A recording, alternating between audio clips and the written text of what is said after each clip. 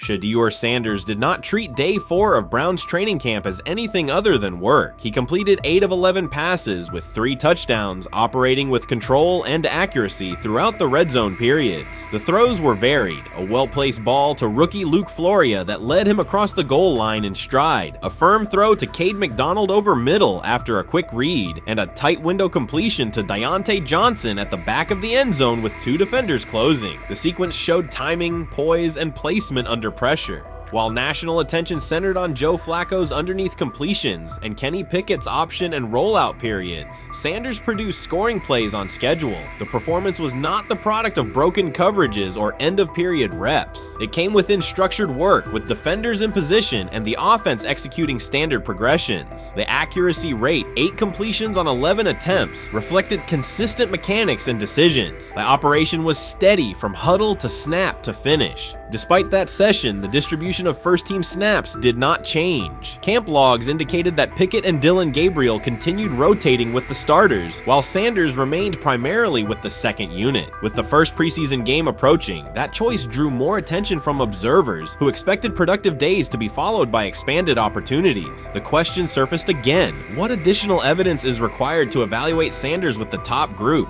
The 3 touchdowns illustrated different aspects of his profile. On the throw to Floria, Sanders used a measured trajectory to lead the receiver away from contact and into the end zone. On the ball to Johnson, he identified leverage, held the safety with his shoulders, and delivered to a precise spot at the back line. On the throw to McDonald, he eliminated the first read, reset, and drove the ball into the window before the hook defender could squeeze it. Each score reflected a particular tool: anticipation, manipulation, and velocity within standard timing. Comparisons to the other quarterbacks were straightforward. Pickett produced 2 touchdowns but placed 1 late ball that exposed a receiver to contact near the goal line. Gabriel accounted for 1 score, with additional gains coming on checkdowns and designed movement. Flacco advanced the ball in short increments without finishing drives during the same period. Sanders converted opportunities into points repeatedly and without turnovers. The rotation, however, remained unchanged. Head coach Kevin Stefanski and the staff continued to allocate first-team work to the same group, describing the process as an open evaluation. In practice, that has meant extended starter reps for Pickett and Gabriel, veteran scripts for Flacco, and second unit periods for Sanders. The disconnect between output and opportunity was notable, particularly given the stated goal of reaching an early decision at quarterback. When asked about the timeline recently, Stefanski said the preference was to decide sooner rather than later, an acknowledgement that the window for assessment is limited as preseason approaches. Speculation about motives is common in such situations. The discussion has included references to front office perspectives and ownership influence. Owner Jimmy Haslam is widely viewed as supportive of drafting Sanders. General manager Andrew Berry is known for prioritizing fit, traits, and process within the roster building model. Stefanski reports to Berry, and the practice plan reflects coaching evaluation within organizational parameters. None of that guarantees any outcome. It does explain why rotations can remain conservative even after strong individual periods. Regardless of internal views, the most useful next step for the evaluation would be a defined set of first-team snaps for Sanders to put comparable tape next to his peers. There was also outside attention on several practice segments from earlier in camp that showed Sanders throwing during lulls to non-receiver personnel, ball attendants, staffers, and assistants, while other quarterbacks were in script with full units. Those clips circulated widely and were interpreted by some as dismissive. Sanders addressed questions about it by narrowing the focus to preparation, explaining that his responsibility is to be ready for the work assigned and that he has adjusted at every level of competition, from HBCU ball to the Power 5 and now the NFL. The response matched his general approach: acknowledge the situation, maintain routine, and continue to execute when the next period begins. The broader draft day and narrative context remains part of the conversation. Sanders' college resume included efficient production and high completion rates across 2 programs, culminating in national recognition such as the Johnny Unitas Golden Arm Award. His selection in the 5th round was driven by varying evaluations of projection, scheme fit, and development timelines. The result is the current environment. He must present his case within limited windows, then wait for access to the next rung of competition. That does not make the process unfair, it makes it exacting. The best answer, for him and for the staff, is additional, comparable reps and clear tape.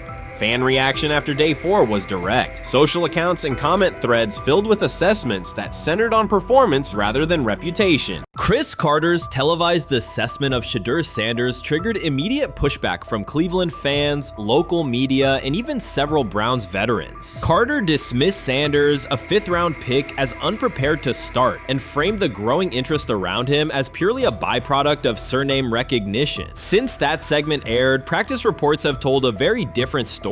Observers inside the Browns facility describe a rookie quarterback who is closing the gap on Kenny Pickett and Dillon Gabriel with surprising speed. Sanders first turned heads in rookie minicamp by directing the huddle with a calm that belied his inexperience. Position coaches reported that he rarely repeated mental errors during installation periods, a trait they rank highly when grading young quarterbacks. In organized team activities, he showed consistent timing on intermediate routes, kept turnover numbers low in 7-on-7 periods, and demonstrated early command of Kevin Stefanski's protection calls. That steady execution earned him a handful of first-team snaps, reps that would ordinarily have belonged to Pickett by default. By mandatory minicamp, the rotation had shifted again. Practice notes from beat reporters detail the rise in Sanders' workload each day. Red zone series against the starting defense, 2-minute drills, and full field scrimmage possessions in which he checked out of called plays when fronts dictated it. Mary Kay Cabot, initially skeptical Sanders would challenge for game day snaps in 2025, wrote after consecutive sessions in mid-June that his footwork, release speed, and pocket management had, quote, meaningfully tightened since rookie camp. Her tone marked a clear departure from early spring projections that labeled Sanders a long-term developmental project. The broader quarterback context in Cleveland magnifies that progress. Deshaun Watson's availability and form remain uncertain after 2 injury-interrupted seasons, while Pickett's transition from Pittsburgh has been uneven. Dillon Gabriel's arm strength is evident, but coaches continue to stress hesitation in his full-field reads. Against that backdrop, Sanders' quick decision-making and mechanical efficiency have begun to look less like a pleasant surprise and more like the roster's most reliable short-term plan. Inside the locker room, acceptance has followed performance. Wide receivers cite Sanders' ball placement on outbreaking routes, noting that the ball routinely arrives on the upfield shoulder, a small but essential detail that allows for yards after the catch. Offensive linemen appreciate his pocket awareness. Joel Bitonio remarked privately that Sanders slides up instead of bailing when edge pressure flashes. Defensive backs say his eye discipline forces them to hold coverage longer than they expected against a rookie. Such cross-positional respect develops only when day-to-day tape shows tangible improvement. The reaction to Carter's critique highlights a recurring double standard applied to young black quarterbacks. Traits celebrated as swagger or confidence in other players were labeled arrogance when associated with Sanders, yet the quarterback himself has not responded publicly. There have been no subtle social media jabs, no mention of critics in interviews, only repeated references to competing for every rep and learning from veterans. That measured approach, combined with hard evidence from practice, has softened earlier doubts among coaches who prioritize demeanor as much as arm talent. Within the coaching staff, the discussion now centers on readiness thresholds. Stefanski's scheme relies heavily on quick rhythm throws, defined reads, and disciplined pocket movement. Those requirements align with Sanders' strengths: a compact release, willingness to target the middle of the field, and instinctive timing on RPO concepts carried over from his college tape. Staffers reviewing cut-ups from joint practices note that his internal clock already approximates NFL speed, a metric they did not expect to see until mid-season at best. If that trajectory continues through preseason games, the Browns face a consequential decision. Starting a 5th-round rookie 6 weeks after training camp opens would unsettle salary cap assumptions, depth chart politics, and external perceptions of organizational stability. Yet the internal mandate remains clear: the most prepared quarterback will play. That standard places Sanders in genuine contention because every practice metric used to grade readiness, turnover ratio, red zone efficiency, third down conversion rate has trended in his favor since early June. The organizational stakes are considerable. Cleveland has cycled through starting quarterbacks at a startling pace over the past decade, shifting from first-round investments like Baker Mayfield to high-cost gambles such as Watson,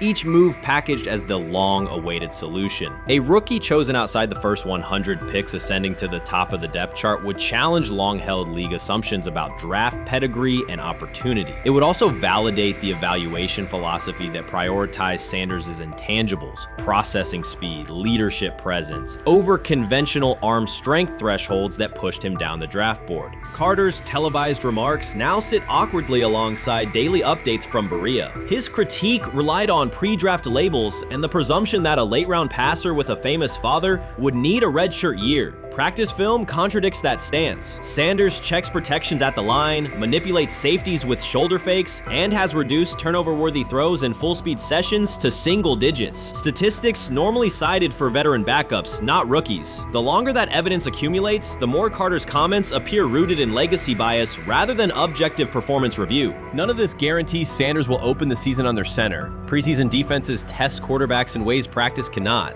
Defensive coordinators will disguise pressure and boundary rotation to force late decisions. Sanders must show he can adjust protections and exploit mismatches without the benefit of a controlled environment. Yet within the Browns facility, the conversation has shifted from if he will be ready to when. Quiet confidence from Amari Cooper and other veterans suggests they believe Sanders can steady an offense searching for consistency more than highlight reel heroics. Sanders' rise also affects long-term roster calculus. If he earns the job and performs competently, Cleveland gains starter-level production on a cost-controlled rookie contract, freeing cap space allocated to other positions. That scenario could reshape roster-building strategy in a division featuring Joe Burrow and Lamar Jackson, quarterbacks whose contracts consume significant percentages of team payroll. A capable, low-cost starter would allow the Browns to reinforce their offensive line and secondary while retaining core veterans, a competitive advantage few teams enjoy.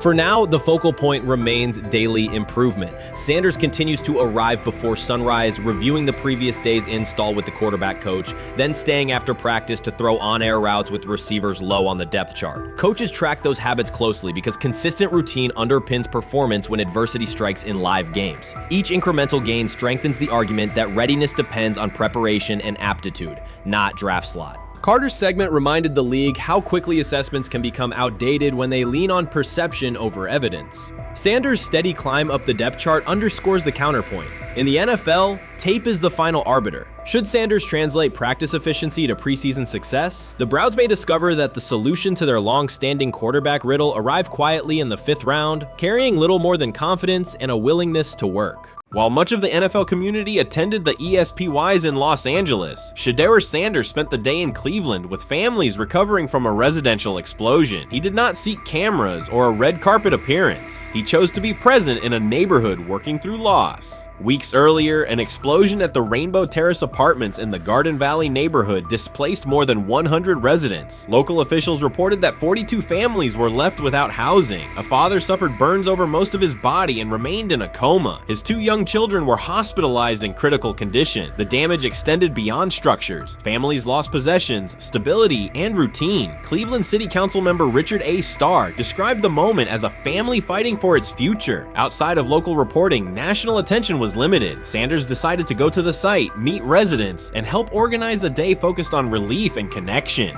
The decision drew questions almost immediately. Some asked why he was not at the ESPYs, others questioned his motives. Sanders did not respond with counter-arguments. He explained simply that he felt an obligation to be present and that he would act on that conviction. This was not a team-scheduled appearance. He promoted the gathering himself, arrived without ceremony, and spent the day with residents. His approach emphasized listening, participation, and time. The event, which he called the Garden Valley Fun Fest, brought a large turnout over several hours. The purpose was straightforward: create space for families to reconnect and for children to play, even as recovery work continued. Sanders threw passes with kids on the blacktop, joined in games, and spoke with parents and grandparents about what they were facing next. He moved through the apartment complex and common areas with minimal staff support. Browns defensive lineman Michael Hall Jr. attended and interacted with residents as well. There were no speeches or staged moments. The focus remained on residents and their needs. Questions about visibility persisted as photos and short clips circulated online. Some criticism framed the visit as a substitute for a higher profile appearance in Los Angeles. Sanders kept to the same message. The priority was to support a neighborhood coping with displacement and uncertainty. He did not present the choice as a protest of any event. He presented it as the correct use of his day.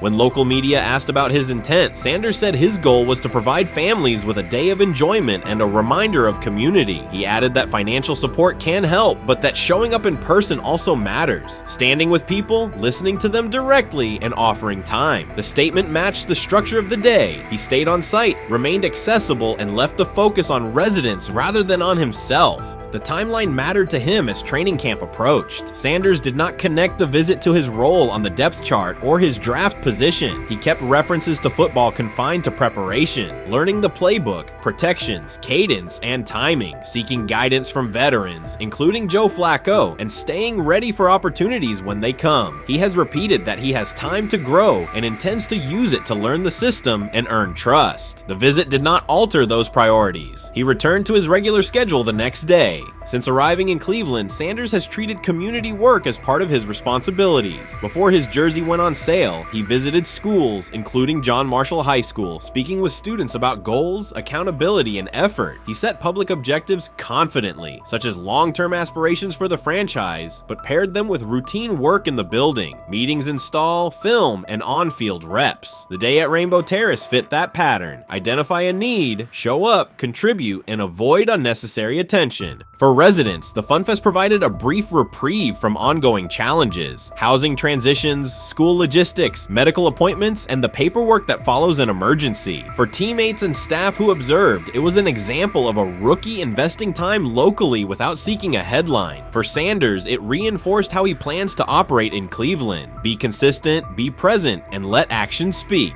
The setting at Rainbow Terrace underscored the scale of recovery ahead.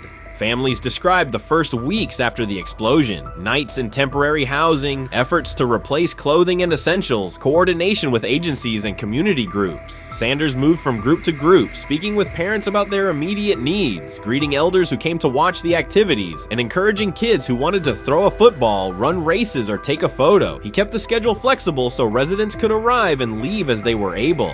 Community partners and volunteers handled tables for supplies, simple games, and refreshments. There were no sponsor banners or organizational pitches. Residents organized as they usually do, checking on neighbors, guiding children, and sharing updates. Sanders' role was clear: participate, make time, and listen. The presence of a recognizable player brought energy, but the purpose remained practical: create a normal afternoon in a place that had not felt normal since the blast. Online reaction covered the full range of opinion. Some posts praised the decision and the event's tone. Others questioned why a rookie would skip a high visibility awards show. Sanders did not try to manage that conversation. He maintained the same explanation. He chose to spend the day where he believed he could be useful, and then he returned to his football schedule. The approach was consistent with how he addresses other topics: answer directly and move on to the next task. The same measured approach appears in his preparation for camp. Sanders has not asked for public guarantees about reps. He has focused on install recall, cadence, and protection IDs, route timing, and situational work. He has sought input from veterans, thanked teammates who have provided guidance, and spent time with receivers and linemen to align on communication. Coaches have emphasized that the quarterback competition is a process, and Sanders has accepted that framework. His emphasis remains on readiness. None of this overshadows the experience and resumes of other players on the roster. It does provide a clearer picture of how Sanders operates as a professional. He separates off-field actions from promotional efforts. He keeps football preparation focused on what he can control. He communicates with teammates across position groups so that timing and expectations are shared. He does not try to steer attention in his favor. He tries to make steady progress. The day in Garden Valley was one example. He arrived without a speech, stayed for hours, and left without an announcement. He did not ask for recognition. He offered time. Residents responded in kind. Kids lined up for catches and races. Parents and grandparents asked about camp and wished him well, and neighbors coordinated rides and schedules around the event. The atmosphere felt like a neighborhood gathering, not a media production. Local leaders who were present or who spoke later emphasized that recovery will take months. Families will continue to navigate housing, healthcare, and daily logistics. Events like the Funfest do not resolve those issues, but they help sustain community connections and morale. Sanders' contribution was to create a space for that to happen and to treat the day with the same seriousness he applies to practice: plan, execute, and keep the focus where it belongs. As the preseason approaches, Sanders will continue to compete for opportunities on the field. He has said he will be prepared when called upon, and that he understands the importance of mastering details before focusing on outcomes. The organization will make decisions based on evaluation, and he will accept the results while continuing to improve. The off-field choices will remain consistent: identify needs in the city where he lives and contribute in direct, practical ways. The core elements are simple. A neighborhood suffered a significant loss. Residents faced immediate and ongoing challenges. A rookie quarterback chose to spend a day there, without a press conference, without a schedule of talking points, and participate in a community-led event designed to give families a break and remind children that play still has a place. He provided presence, not a headline. He listened more than he spoke. He returned to work the next day. In a league and media environment that often prioritize visibility, Sanders made a different choice. He kept attention on people, not optics. He placed value on time spent in person rather than on appearances. He continued to build trust in the locker room and in the city through steady conduct rather than declarations. That approach, measured, direct, and consistent, will shape how he is viewed in Cleveland as much as any public statement could. The outcome of his football career will be decided on the field by installations learned, reads made, throws delivered, and games played. The outcome of his role in the community will be measured by smaller, quieter moments. Afternoons like the Fun Fest, school visits, and unannounced stops where listening matters more than being seen. For Cleveland residents at Rainbow Terrace, the takeaway from that day was straightforward. Someone who represents their team showed up, stayed, and participated without fanfare. For Sanders, it was the same. Do the work in front of you, whether that is a practice period or a neighborhood event, and keep the focus on the people who are affected most. They say training camp decides depth charts, but Shedeur Sanders began fighting for his job long before he will step inside the Browns facility. While most first-year players squeezed in one last vacation, he slipped onto a private field in Texas, strapped on Cleveland's helmet and shoulder pads, pulled a fresh number 2 jersey over his chest, and started rifling timing routes as if it were the opening drive of week 1. No cameras, no hype track, no product placement, just sweat, cadence, and ball placement. A rookie does not rehearse in full game gear unless he already envisions himself commanding the huddle. Plenty of observers shrug that clip off. They insist the 5th rounder, quote, isn't ready, cling to depth chart conventions, or whisper that the name across his shoulders did most of the talking on draft day. Maybe it is the Deion connection, maybe it is a preference for prospects who blend quietly into the background, or maybe the league's gatekeepers fear the possibility that the kid is better than the quarterbacks they have spent months promoting. Whatever the motive, the countdown has started, and video rarely lies. Shedeur Sanders is not preparing to arrive. He is preparing to lead.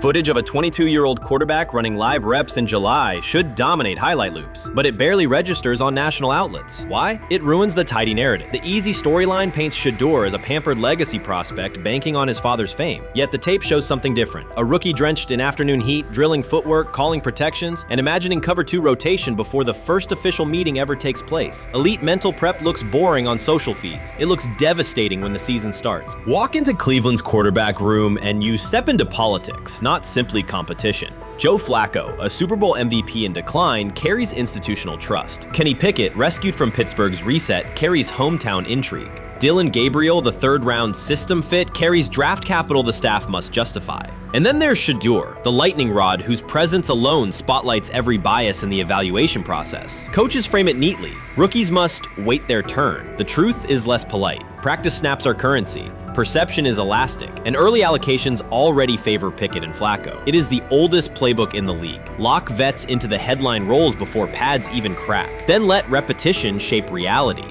Sanders refuses to cooperate. He is not a 4th-string camp arm. He has engineered game-winning drives under national scrutiny, operated against live blitz looks most prospects never face, and more than any quarterback in the room, documented his own off-season obsession. No social media rollout, no brand consultant, just pads, cleats, and an unlit practice field. If his last name were Smith, pundits would label him the sleeper of camp. Instead, politics trails every throw. Training camp rotations expose organizational intent. Beat writer Fred Greetham already reports that Pickett and Flacco will open with first-team reps when veterans report July 23rd. Gabriel grabs the developmental snaps, leaving Sanders the leftovers. That isn't performance-based, it's narrative-safe. Gabriel doesn't threaten hierarchy, Sanders bends gravity. Watch the details. Does Shedeur steal 11-on-11 snaps with the 2s? Does he run red zone installs or 2-minute drills? If he does, coaches are admitting he is forcing his way in. If he doesn't, they are postponing the inevitable. Either way, the private field reps have sharpened his timing and condensed his release. He is not hoping for an opportunity, he is prepared to seize one the instant it appears.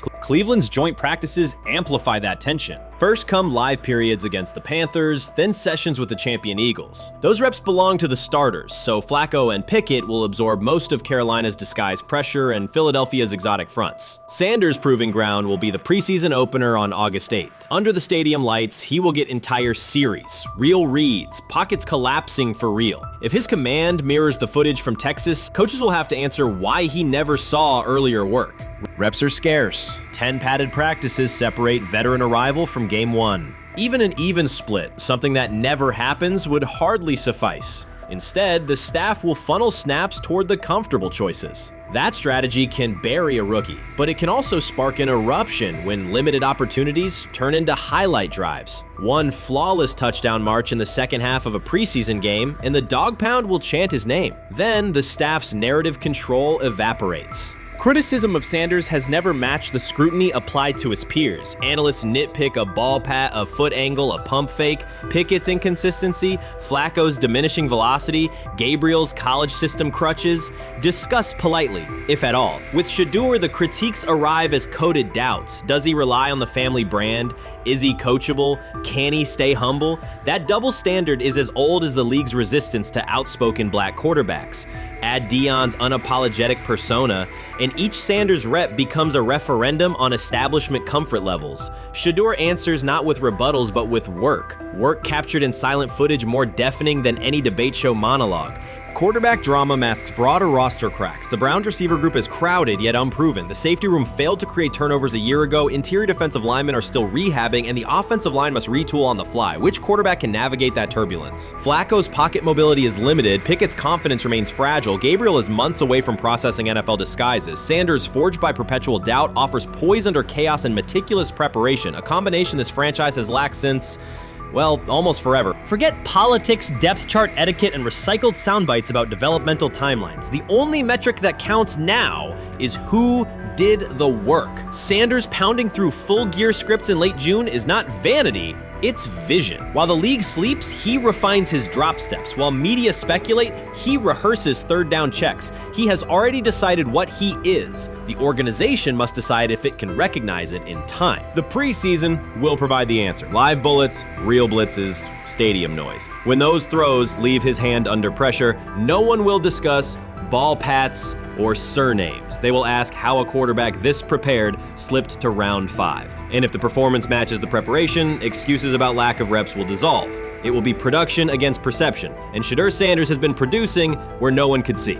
Ready is the wrong word. He has been ready. Shedeur Sanders doesn't ask for excuses. He hasn't blamed limited reps, patched together receiver groups, or fourth-string offensive linemen struggling against Cleveland's second-team defense. He shows up, works, and demonstrates why he belongs. On day 3 of Browns training camp, for the first time since OTAs, he finally received something close to a fair opportunity. He lined up with the second unit during an 11-on-11 period and made the most of it. In 8 plays, he did what he typically does when given a chance. He executed. He went 2 for 2 on a quick series, finishing with a decisive throw to tight end Blake Whiteheart that immediately caught the sideline's attention. There was no hesitation in his drop, no unsettled feet, and no panic. Just firm, accurate timing and clean operation. It raised an obvious question. What has taken so long for the Browns to evaluate him with a functional group? The story isn't only about one throw, it's about the delay before it. Sanders has been the guy for most of his football life, commanding high school programs, starring in the Southwestern Athletic Conference at Jackson State, then operating under national attention at Colorado. For the first time, he's been told to wait. He has treated that reality as part of the job rather than a setback. He has prepared like a professional since the moment he arrived, and on the 3rd day of camp in heavy heat, he let the football represent his case. While coverage focused on the veteran presence of Kenny Pickett and Joe Flacco, Sanders made an impression with minimal volume. The difference with the second team was immediate. Protection held up, routes were on schedule, and progressions unfolded as designed. Within that structure, he looked like the quarterback who led efficient offenses at Jackson State and Colorado. Calm in the pocket, decisive in his reads, and accurate to tight windows. This was not simply a good practice period, it was a clear statement. He was not just operating the script, he was directing it. The timing was sharp, the reads were clean, and the seam throw throw to Whiteheart was a high-level anticipation throw, professional in placement and pace. The narrative around Sanders should reflect that when he is placed in a workable situation, his strengths are visible. Early work with 4th unit personnel included protection issues and unreliable spacing. With the 2nd unit, those variables stabilized and his work looked consistent with his resume. The performance supported a straightforward conclusion. The evaluation should move forward with higher quality reps. Sanders has been explicit about his approach. He does not request special treatment. He intends to be prepared so that when an opportunity appears, he can step in without a drop-off. He has said he wants to be ready for anything and not offer explanations after the fact. That mindset fits what teammates and coaches have observed. A quarterback focused on the assignment, not the conversation around it.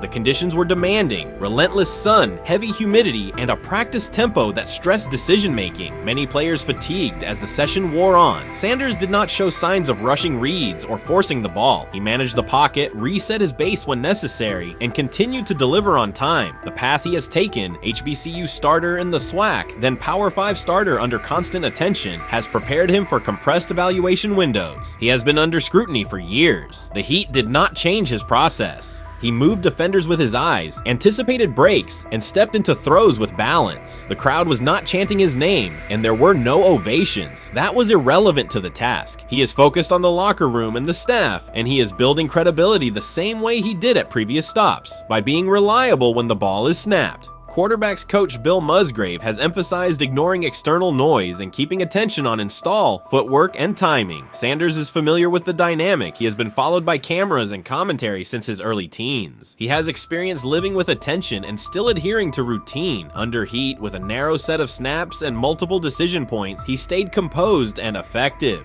2 speeding citations, 91 miles per hour in Brunswick and 101 miles per hour in Strongsville, became national items. General Manager Andrew Berry characterized the decisions as not smart and stressed that it's not only about driving fast, but about the safety of others. Sanders accepted responsibility, stated that he learned from the incidents, and said he would follow the rules. The attention to those citations did not alter his daily schedule or his practice preparation. He arrived early, stayed engaged, and kept the discussion centered on work.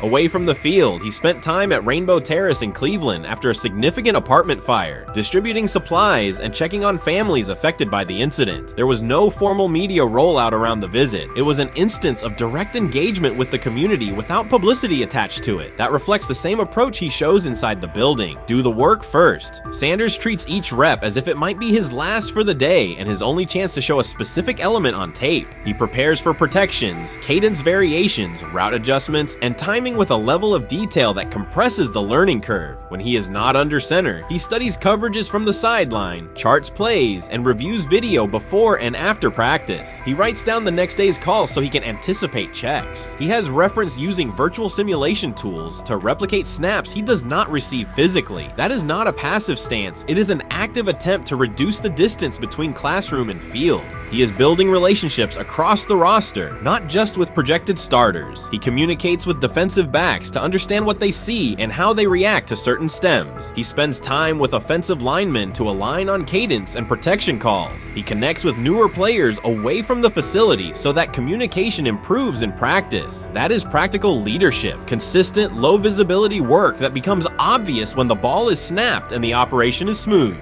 3 days into camp, a central question remains. Why hasn't he taken a first-team rep? Flacco has seen work. Pickett has seen work. Dylan Gabriel has been cycled in. Sanders has remained behind all 3 on the depth chart while producing efficient periods when provided stable support. Head coach Kevin Stefanski has not publicly detailed the plan for distributing first-team snaps among the quarterbacks. When asked, Sanders answered that it is not his place to comment on rotation decisions. That response aligns with his day-to-day conduct, respectful, professional, and centered on the next assignment. The staff is managing a room with a Super Bowl MVP, a former first-round pick, multiple rookies, and a new set of combinations on the offensive line. That creates a set of decisions about exposure, pacing, and evaluation windows. Within that context, Sanders has presented a clear case for additional evaluation. He has shown he can execute the offense as designed when the variables are standard. Musgrave has a long-standing connection with the Sanders family through his time as a teammate of Deion Sanders in San Francisco. That familiarity supports promotes direct communication. It does not guarantee anything about the depth chart, but it does help streamline teaching, feedback, and expectation setting. Inside the defensive back room, veterans such as Denzel Ward have provided perspective on timing, leverage, and eye discipline that Sanders has incorporated into his preparation. He is operating without the immediate family structure that defined his college environment. Away from his brother Shiloh and his father Dayon, he is managing his own housing, nutrition, recovery schedule, and all the smaller tasks that accompany an NFL routine. Those adjustments matter because they influence consistency across a long camp. He has treated those responsibilities as part of the job rather than distractions, which is reflected in a steady daily approach. What he showed on day 3 with the second unit was not a surprise to those who have tracked his prior work. It was a continuation of a profile: efficient sequencing, clear timing, and consistent ball placement when protections and routes hold up.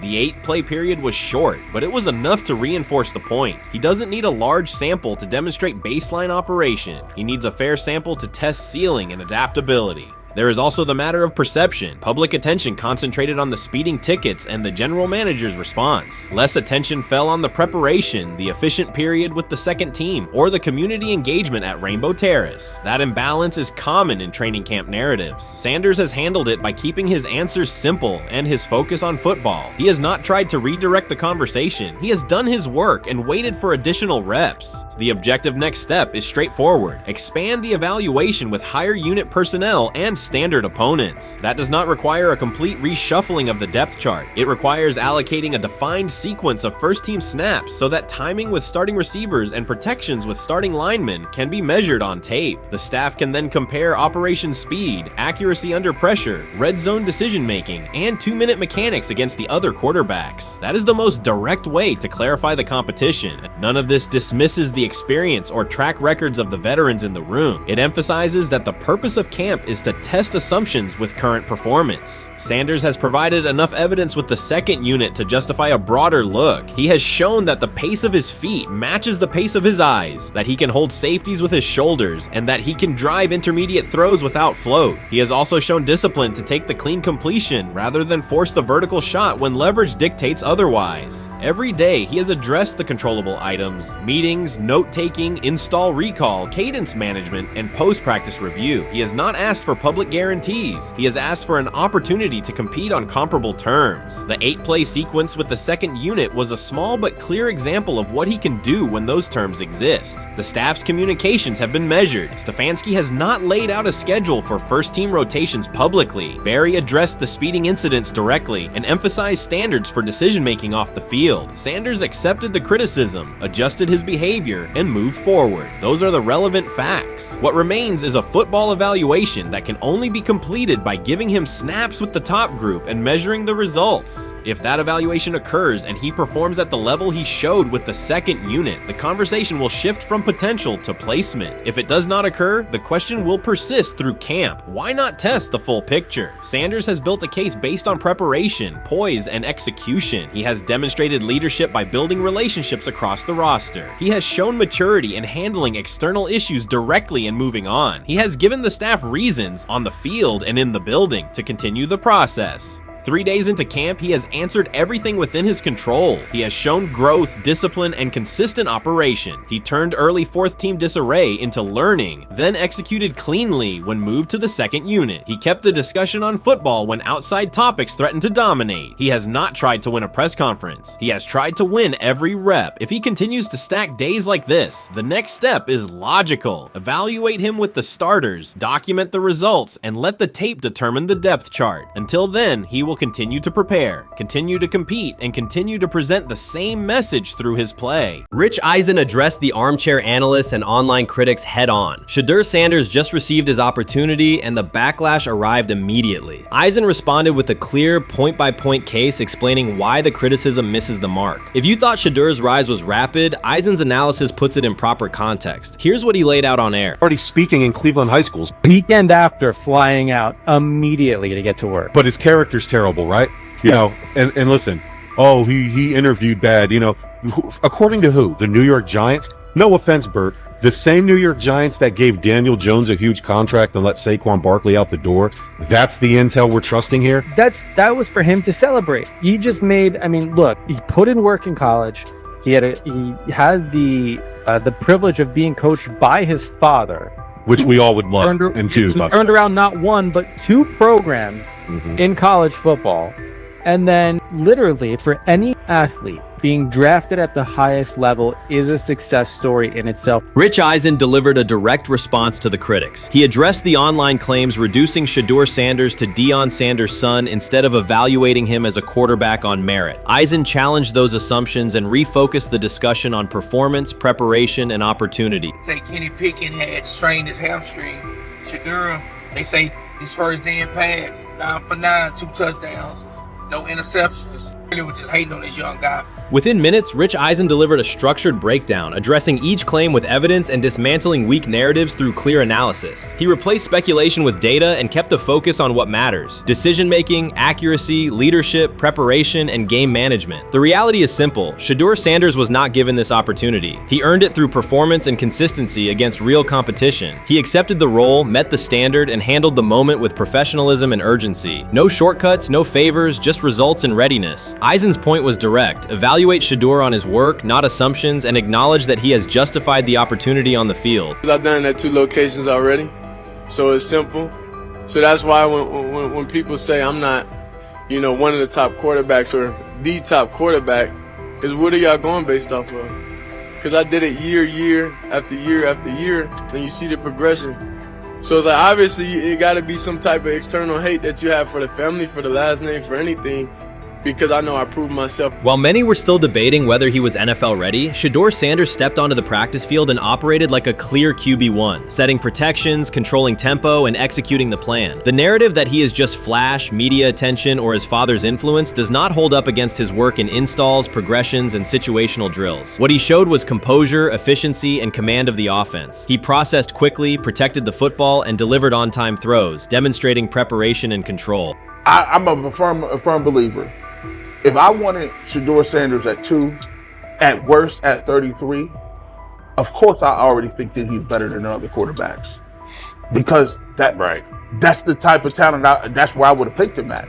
And if he was at 2 or 33, and he still had this same exact skill set, we would be talking about him starting and playing. Right. Well, there'd only be 3 quarterbacks. It'd be 3 quarterbacks, not 4. Not 4, yeah. But since he moved to the 5th round, that's cool. They might have to go along with it. But to me, I think if you ask who got the best tools, I'm going with Shedeur Sanders. From the first day of camp, he was not there to get by. He arrived to lead. There was no hesitation in installs, no lapses in fundamentals, just precise timing, clean footwork, and consistent velocity to every level of the field. He managed protections, controlled cadence, and delivered in situational work, showing command rather than learning on the fly. The approach was efficient and disciplined, with attention to detail and progressions and ball placement that reflected preparation, not improvisation. At the same time, Rich Eisen addressed the narrative directly and backed it with evidence. He laid out clips, context, and performance markers to cut through speculation. Eisen emphasized that Shedeur Sanders did not step into this moment because of publicity. He built toward it through sustained work, resilience, and results. The background, media readiness, high football IQ, and a professional approach was developed over years, not days, and it translated to immediate operational control of the offense. The resistance came from familiar places. Some in the traditional guard still framed mobile quarterbacks as limited and expected the nepotism label to define him. That view did not hold up against what was on the field: composure under pressure, secure decision-making, accurate throws into tight windows, and consistent execution in red zone and 2-minute sequences. Eisen's point was clear: evaluate Shedeur Sanders on performance and readiness. The evidence shows he earned the opportunity and is meeting the standard with accountability and consistency. Yeah, teams didn't draft him because they didn't think he was first-round talent. And the quote we played and that's on the screen, I think is flatly wrong. We all know this shouldn't have happened. Yes, it should have. It should have happened because this wasn't. Now, again, teams can be wrong. The league as a whole can be wrong. Hell, the Baltimore Ravens drafted a 25-year-old tight end before they drafted Lamar Jackson in the same draft. The die is not cast on who Shedeur Sanders. He stated it plainly: this is not a celebrity appearance. This is a quarterback with pocket presence, leadership, and decision-making that stands on its own. You either show it or you settle into a backup role. Shedeur Sanders is not auditioning. He is establishing himself as the starter. When the opportunity arrived, whether through injury, trade, or depth chart changes, Shedeur was prepared and delivered. He did not hesitate. He executed the offense and finished drives. As others tried to catch up to what they were seeing, Rich Eisen reinforced the same message he has been repeating: evaluate the work. Camp reports have been consistently positive, but the important shift is how the performance is being received. Casual attendees who came to observe left talking about Shedeur's command and poise. Detailed observers focused on his pre-snap reads, protection checks, and audibles, highlighting the mechanics, timing, and ball placement that support efficient, controlled play. Many observers declared Deion Sanders was finished. They argued that his public style attracted unnecessary attention, that his health had deteriorated too far, and that his coaching career was approaching an abrupt conclusion. They misread his resolve. When speculation intensified, Sanders did not schedule a press conference or issue a formal statement. Instead, he released a short video recorded at his Texas home, walking alongside recording artist Lil Wayne. The footage established two facts. Although Sanders still walks with a limp, he remains active, and he intends to return to the sideline. Reports from USA Today and ESPN confirm that Sanders had temporarily left Colorado to recover from a significant, undisclosed medical condition. He lost 14 pounds and missed several summer practices, leading to widespread debate about his future. Unofficial sources suggested complications related to previous blood clot issues, but no official diagnosis was provided. Throughout Sanders' absence, numerous media outlets framed his situation in crisis language, frequently questioning whether he would coach again. By comparison, when coaches such as Lincoln Riley paused their duties for health or family reasons, coverage emphasized understanding and patience, an imbalance that reflects a common difference in how high-profile black coaches are treated. Sanders' silence was not a retreat, it was a period of recovery. During rehabilitation, he relied on family, faith, and trusted colleagues, yet stayed connected to his program through brief online updates. The video with Lil Wayne demonstrated that he retained strong support from influential friends, countering narratives that portrayed him as isolated or on the verge of retirement. The visual evidence showed that his setback is temporary,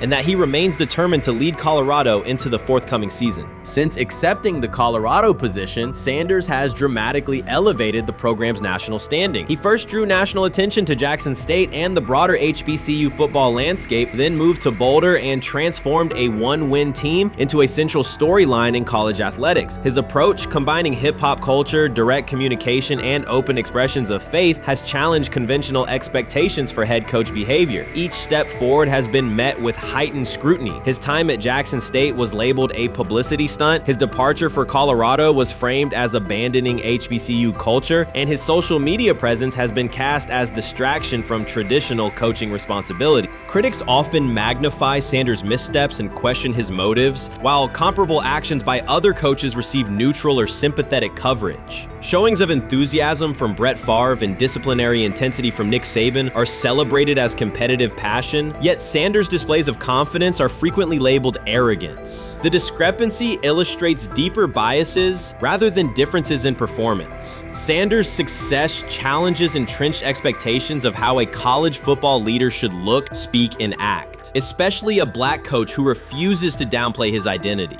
During his convalescence, Sanders maintained close communication with his staff and athletes, reinforcing the standards he had established: discipline, accountability, and belief. The program's daily messaging continued to emphasize preparation and resilience, signaling that Sanders' influence persists even when he is away from campus. Athletes echoed his mantras during workouts, confirming that his leadership extends beyond physical presence. Sanders acknowledges the seriousness of his medical challenge, but has refused to let it define him. He has publicly discussed leaning on scripture and prayer, explaining that his purpose as a mentor, father, and coach extends beyond personal adversity. In that context, the video of him walking in the Texas sun was less a strategic media effort than a straightforward demonstration of continued commitment to his team and mission.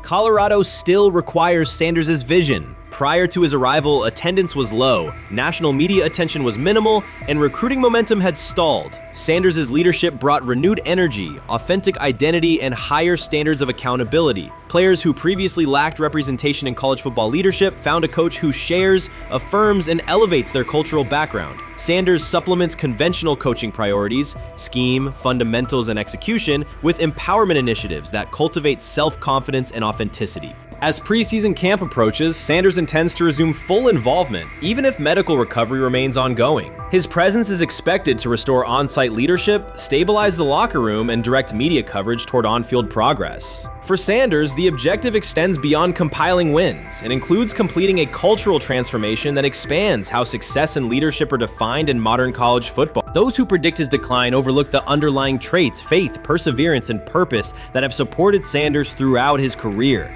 Doubts, rumors, and disproportionate scrutiny have followed him from playing days into coaching, and he has consistently responded with results. His current health setback is another obstacle, not a conclusion.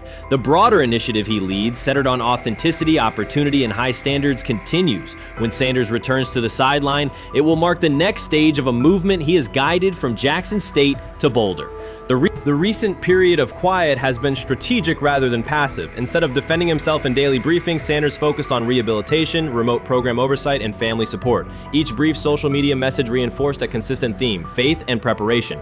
He has articulated gratitude for medical professionals and has reiterated that his mission at Colorado is unfinished. His public references to scripture have been direct but measured, aligning with his long-standing practice of integrating faith into leadership.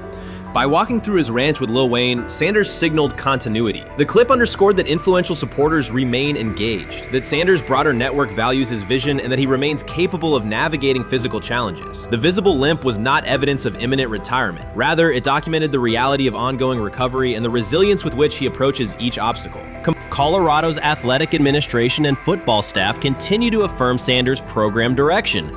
Recruitment communications cite his established record in fostering cultural relevance and national exposure. Prospective athletes respond to a coach who presents a transparent path to development, both on and off the field. Current players refer to Sanders' coaching points with clarity, citing specific drills and expectations that remain unchanged during his absence. These indicators demonstrate that the core structures Sanders implemented are functioning, and that his return will be an amplification, not a restart. Criticism regarding Sanders' public persona often conflates media style with coaching substance. Analysis from opponents suggests that social media engagement dilutes football preparation, yet Sanders' staffs emphasize time management and delegation. Defensive and offensive coordinators handle in-game adjustments, while Sanders directs overall culture, recruitment, and leadership. He has articulated that visibility serves to amplify program accomplishments and enhance player opportunities, not replace strategic football planning.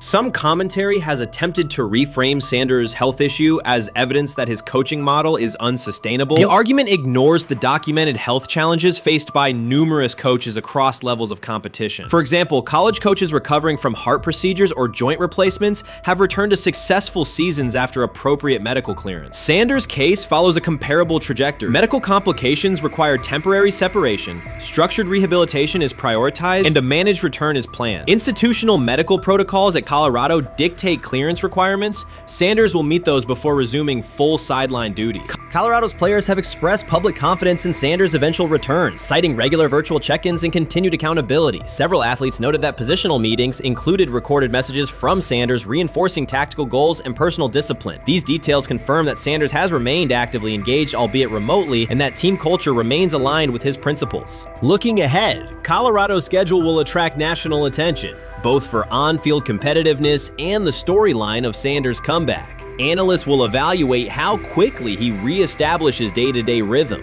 and whether his physical limitations influence practice oversight. Internal planning accommodates gradual escalation of responsibilities, with medical staff and strength and conditioning personnel contributing to phase reintegration. The broader significance of Sanders' return extends beyond Colorado. His visibility continues to challenge prevailing narratives about leadership styles and pathways in college athletics. By prioritizing authenticity, open articulation of faith, and cultural expression, Sanders offers a contrasting template to more conventional models. His eventual recovery and sideline presence will reinforce the argument that diverse leadership profiles can succeed in elite collegiate competition. In summary, rumors of Deion Sanders' coaching demise were premature. Verified reports confirm a substantial but temporary medical setback. He used the time away to focus on health, sustain program engagement, and rely on a support system anchored in family, friends, and faith. His recent public appearance demonstrated active recovery and reaffirmed his intention to resume leadership in Boulder. The forthcoming season will test Colorado on the field, but it will also underscore the durability of Sanders' vision, one that combines competitive ambition with cultural resonance. Observers who continue to question his longevity overlook overlook the resilience and purpose that have defined his career. Sanders' return is imminent, and the movement he leads remains intact. Urban Meyer's roster history underscores the absurdity. Meyer coached Aaron Hernandez, whose off-field crimes are well documented, along with other players entangled in assaults, academic misconduct, and more. Yet Feinbaum singled out Newton, a national champion, Heisman Trophy winner, and NFL MVP, as the worst. This selective condemnation is not new. When Deion Sanders recently suggested implementing an NIL salary cap to restore competitive balance, Feinbaum dismissed the proposal and called Sanders a hypocrite rather than engage with the substance. The pattern repeats. Feinbaum routinely targets Cam Newton, Deion Sanders, Jameis Winston, Lamar Jackson, outspoken black athletes and coaches, while extending grace to figures such as Nick Saban, Kirby Smart, Dabo Swinney, or Tim Tebow under similar circumstances. Newton is no longer content to remain silent while others distort his story. In response, he laid out an accurate chronology, highlighting facts the commentary networks rarely repeat. One long-standing myth is that Newton was expelled from the University of Florida. He was not. Tim Tebow held the starting job unchallenged, and Meyer had no intention of displacing his star. Like thousands of athletes each year, Newton transferred to find a place where he could play. The move was strategic, not disciplinary. He is, with 3-2-2-5-3-17 to transfer to and more back, Meyer was. Critics habitually resurrect the 2008 laptop incident to tarnish Newton's entire career. Newton has acknowledged the mistake, but its relevance is overstated. The incident did not prompt his transfer, nor did it derail his trajectory. After leaving Florida, Newton enrolled at Blinn College, a Texas JUCO powerhouse, and led the Buccaneers to a national championship while posting dominant statistics. That performance earned him the opportunity to transfer to Auburn. At Auburn, Newton produced one of the most extraordinary single seasons in collegiate history. More than 4,000 yards of total offense, 50 combined touchdowns, an SEC title, a national championship, and the Heisman Trophy. Achievement compressed into a single year under intense scrutiny. Even that landmark season is recast by Feinbaum as a cautionary tale. He claims Newton ignored head coach Gene Chizik by diving for a goal line touchdown when told to kneel, jeopardizing the game. In reality, Newton explained that the decision was a collective adjustment made in the huddle after reading the defense, while Auburn still held timeouts. The Tigers maintained control and secured the championship. Portraying that moment as reckless serves to recast Newton's success as selfishness, rather than leadership. Feinbaum's approach to Sanders reflects the same dynamic. When Sanders urged a structured NIL ceiling to protect athletes and stabilize rosters, Feinbaum immediately labeled him hypocritical. Yet when Saban or Swinney voice identical concerns, Feinbaum frames them as thoughtful guardians of the sport. The inconsistency reveals that the determining factor is not the argument but the identity of the speaker. Unapologetic black leaders who control their narratives, challenge entrenched hierarchies, and Feinbaum's commentary often functions as a check on that influence. Newton countered Feinbaum's latest attack with a concise statement. "You're lying, Paul. Please stop." Behind those words lay a broader indictment of the media machinery that weaponizes half-truths. By calling Newton the worst player Meyer coached, Feinbaum was seeding doubt among fans, front office evaluators, and future historians. Newton, now an established media presence and entrepreneur, no longer depends on traditional outlets to correct the record. He reminded audiences of three essential truths. He departed Florida on his own terms, he led Auburn with support from coaches and teammates, and he captured every major accolade available in college and professional football without conforming to prescribed expectations. An unspoken rule lingers in American sports discourse. Black athletes may excel, but must do so quietly, gratefully, and without highlighting systemic inequities. Newton broke that expectation early by celebrating with unreserved joy, answering questions candidly, and refusing to minimize his personality. For some commentators, that confidence is reinterpreted as arrogance. Feinbaum's repeated attempts to undermine Newton follow a familiar script of policing behavior rather than analyzing performance. Yet, legacy rests not in a pundit soundbite, but in tangible achievements and public memory. Newton's resume, Heisman winner, national champion, NFL MVP, speaks for itself. Millions of fans witnessed his impact on Saturdays and Sundays. Countless young quarterbacks saw someone who looks like them redefine the position's possibilities. The same is true for Sanders, whose player-first coaching philosophy and media savvy continue to influence college football's direction. Feinbaum's commentary cannot erase these realities. Newton, Sanders, Winston, Jackson, and others have already secured their places in football history. By publicly confronting misinformation, Newton set a precedent for athletes who now possess the platforms and technology to present their stories unfiltered. The microphone no longer belongs exclusively to legacy broadcasters. Newton holds it now, and he intends to keep it. A decisive shift that reduces the gatekeeper's influence and ensures that accomplishments are judged on merit rather than narrative manipulation. We've got news. Got news. About my Cleveland Browns. We've got an oblique problem. Obliques are big deals, especially when it's your quarterback. Now, he might be fourth on the depth chart, but he was #1 in the preseason game last week, and he did a great job. 138 yards, 2 touchdowns. Shedeur Sanders has an oblique injury. That is not good. I do not like this. I hate this because I want to see more reps for Shedeur Sanders. Shedeur Sanders, a projected breakout this season, has been sidelined unexpectedly. The Browns coaching staff confirmed an oblique injury significant enough to keep him out of all activity. No reps, no drills, no warm-ups. Concerns are rising about how this may affect his momentum and force adjustments to the team's plan. The focus now is his recovery timeline, the impact on his development, and the next steps for the quarterback depth chart. Browns rookie quarterback Shedeur Sanders injured his oblique during practice today, putting his status in doubt for Saturday's preseason game against the Eagles. He's the latest quarterback on Cleveland's roster who has dealt with a health issue, joining fellow rookie Dillon Gabriel and Kenny Pickett. Sanders, who is trying to fight his way up the Browns depth chart, started the preseason opener last week and threw to practice. So how concerning is this for Shedeur as he is trying to, again, make his way up the depth chart, be QB2, potentially QB1 in the future? Dillon Gabriel taking Shedeur Sanders' QB1 spot after Sanders suffers an oblique injury is more than a roster change. It signals the staff is choosing urgency over efficiency. You do not replace a quarterback operating near a 70% completion rate with one coming off a 32% outing unless the decision is driven by desperation or poor evaluation. That is not strategy, it is avoidable loss of production. The impact on accuracy, timing, and drive sustainability is clear, and the difference is apparent to anyone watching. Well, here's what we know. I mean, after practice, Kevin Stefanski, the head coach of the Cleveland Browns, was not available to the media, but I did talk to him on the field as the players were coming off, and he told me that Shedeur Sanders complained of oblique soreness during the warm-ups this morning. Shedeur Sanders' absence isn't just a gap in the lineup, it's a setback for the entire offense. He thrives under pressure and makes throws others won't attempt. When he's healthy, every pass has intent, every drive has rhythm, and opposing defenses know they're in for a long day. Replace him with Dillon Gabriel and the defense senses an opening. Corners press tighter, safeties cheat down, and linebackers blitz more aggressively because they don't expect the same timing, velocity, or accuracy. Yes. I mean, yeah, I'm a fan. I'm not even going to try to hide it. Rich, you guys are fans. Like, you guys talk about the Cleveland Browns quite a bit. Yeah, it's almost annoying to me. It aggravates people. Like, people don't like the fact that Rich talks a lot about They must love I'm here. But it's like, you have a friend, and that friend's child is following in the family's footsteps.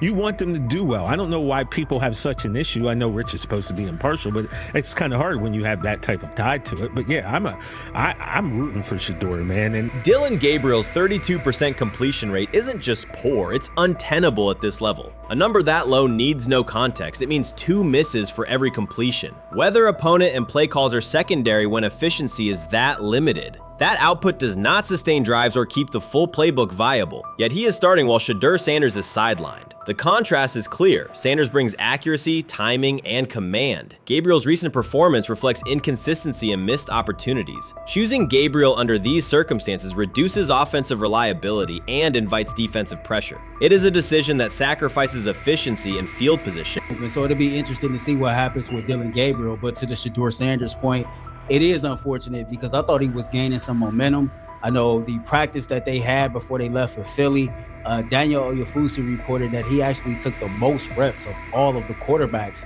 And that was the first time that had happened. It was the first time that he had went ahead of Dillon Gabriel, practicing with the twos, etc. So, like, coming off that stout performance against the Carolina Panthers, he was gaining momentum. If this were a clean evaluation, there would be no debate. Shedeur Sanders is the clear choice. He's accurate, composed, and consistent with a track record of high-level production. Dillon Gabriel remains a question mark, and not the kind that stresses defense. He's the kind that makes coaches consider leaning on the run to limit risk and protect field position. The reality is that injuries create openings for players who haven't earned them. Gabriel has stepped into QB1 while Sanders is out, but that reflects circumstance, not superiority. We don't know the severity of this oblique injury and whether it will even keep him out of Saturday's game against the Eagles. As for moving up the depth chart, I'm the Browns preseason sideline reporter. I was there Friday night when he burst onto the stage and set the NFL world buzzing. And yes, his demeanor was tremendous. His poise was tremendous. He did the things that were asked of him. But at the end of the day, he wasn't actually asked to do all that much. The real concern is how this could attach to Shedeur Sanders' reputation. The NFL is unforgiving about availability. An oblique injury for a quarterback isn't minor. It affects mechanics, torque, and timing. Even with a strong return, the injury-prone label can linger. For the Cleveland Browns, or any team seeking stability under center, that perception is toxic. Teams don't want a player they fear won't make it through October. That's the risk. Talent doesn't always overcome league politics. Once questions about durability start, they rarely fade. They surface in contract terms, roster decisions, and sideline evaluations. So Shedeur Sanders is injured again? If you were following along on social media today for the Browns' first joint practice in Philadelphia against the Eagles, wow, you were in for a tumultuous ride. I mean, all the reporters, both Browns and Eagles reporters, were pretty much flabbergasted at the fact that Shedeur Sanders was taking 0 team reps during the day, and even Tyler Huntley was getting team reps instead of Shedeur. And then it came out, obviously, you know, everybody's speculating. There's people calling for Kevin's jobs, and before I go any further, I don't blame anybody. Ever. Meanwhile, Dillon Gabriel's numbers should be sidelining him, not elevating him. A 32% completion rate isn't a dip, it's a warning sign that points to issues with field vision, timing, and receiver cohesion. That's the quarterback taking snaps while Shedeur Sanders is out. Put their work side by side and the gap is obvious. Sanders shows consistent placement, timing, and footwork that reflect high-level execution. Gabriel's recent output introduces variability that shrinks the call sheet and stalls drives. You can't claim the priority is winning while starting a quarterback who isn't reliably delivering routine completions. Fans recognize it, receivers lose confidence and tempo when targets are off, the offensive line's urgency fades when protection doesn't translate into productive throws, team belief in the quarterback is fragile, and once it erodes, a season can come apart quickly. We could be looking at, 3/4 of Snoop and maybe 1/4 of Dillon Gabriel. Not really exciting for the fans. Of course, it would be nice to see what Dillon looks like. Did spend third-round capital on him. If you're Dillon Gabriel and you're a rookie, is not you be want to get team. healed. You want the reps. You want to take these reps. So what do you do to prepare yourself and get ready? Because, man, when rookies get injured, it's like these reps are so valuable. Yeah, sets them back a lot. We do have some video here. Mike Garafolo had some video of Jalen Hurts kind of helping Shedeur used his cart to get off the field here. Shedeur Sanders changes the entire equation. His presence under center keeps defenses honest, keeps teammates engaged, and expands the coaching staff's options. You can call vertical shots, open the playbook, and control the game's tempo. Dillon Gabriel limits that. With him, the playbook narrows, drives stall, and the defense ends up on the field too long trying to compensate. The Cleveland Browns are not in a position to gamble at quarterback. This is a franchise with a difficult history at the position. With Gabriel, the issues are visible from the stands. A 32% completion rate won't jump to 60% with a few extra reps. If anything, it will decline as defenses present looks they would not risk against Shedeur. And that's the core issue. Shedeur Sanders at 80% is still a better quarterback than Dillon Gabriel at his best. That isn't exaggeration, it's the numbers. If Sanders is a 70% passer when healthy, even a drop to 60% keeps him well ahead of where Gabriel is now. Yet the team is rolling with the quarterback who isn't delivering routine completions. Every week Sanders is out, his hold on QB1 loosens. That's the hard truth. The longer Gabriel stays in the role, the more coaches cite continuity and chemistry to cover what's happening on the field. Every throw and every drive has to be a statement, not just to win, but to erase any notion that Gabriel is a legitimate alternative. In the NFL, QB1 isn't handed back because you used to be the best option. You have to take it. Started off with some positive news for Shedeur, and then it kind of just went left real quick. Shedeur got the news early on that if Dillon Gabriel couldn't go, he would get his second straight start in the Saturday preseason game against the Philadelphia Eagles, and then he went on to injure his oblique. For the fans who don't know exactly what part of the body the oblique is at and what that injury is and how it can impact the quarterback, can you explain to them what is an oblique injury? It's like up in this area, right? Well, you can't see me, but like right up in here, when you go to throw, like obviously that's all that. So the truth is straightforward. The Cleveland Browns, or any team in this situation, aren't going anywhere meaningful with Dillon Gabriel under center. You can frame it as progress and point to selective highlights, but reality will level it out, and by then the season is already slipping. Shedeur Sanders is the difference between a team with a path forward and the team playing out the schedule. He reads coverages, delivers on-time throws, and forces defenses to respect every level of the field. Gabriel turns the offense into guesswork. The NFL is built on results, and the results are clear. Gabriel's 32% completion rate functions as a warning sign. It doesn't need context, a clinic, or a film session to explain. It signals inefficiency that stalls drives and compresses the playbook. Yet he has been handed the role Shedeur established through precision, composure, and production. That decision undercuts the stated goal of winning. With Sanders, the offense retains structure, rhythm, and threat. With Gabriel, it narrows and exposes the defense to longer stretches on the field.